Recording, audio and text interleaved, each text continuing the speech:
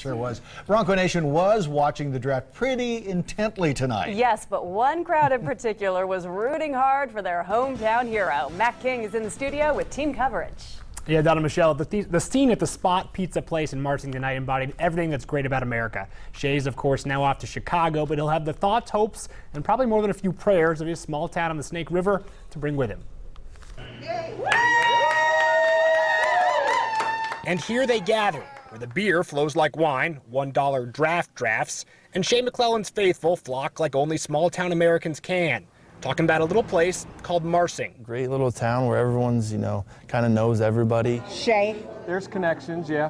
My next door neighbor, he was going out with his sister in high school, so I got to see him a lot. He's a good, hard-working kid, got a good heart. We know grandparents pretty well, too. The grandparents who adopted Shea and raised the future NFLer amidst injured wildlife at the end of Chicken Dinner Road. Yeah, skunks and squirrels, we just nurse them, from babies up to they're old enough, and then we just release them out in our pasture. We had about 20 acres, so. But that's a pretty standard upbringing for today's pro football player. Saving baby skunks? No. He's been quite an inspiration for the young kids at the high school. Marsing touts itself as the gateway to the Owahis, a former frontier town whose founders likely never thought it'd serve as a launching pad to a stage as large as the one Shea McClellin now occupies. It's pretty nice to have him around. But for how much longer?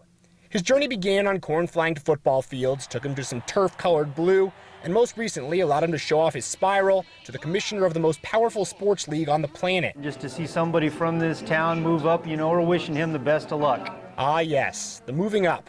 A town's watchful eyes remembering the time Shea broke a trampoline or his good humor in a pickup volleyball game. He's a really nice, polite young man. And now watching him make good.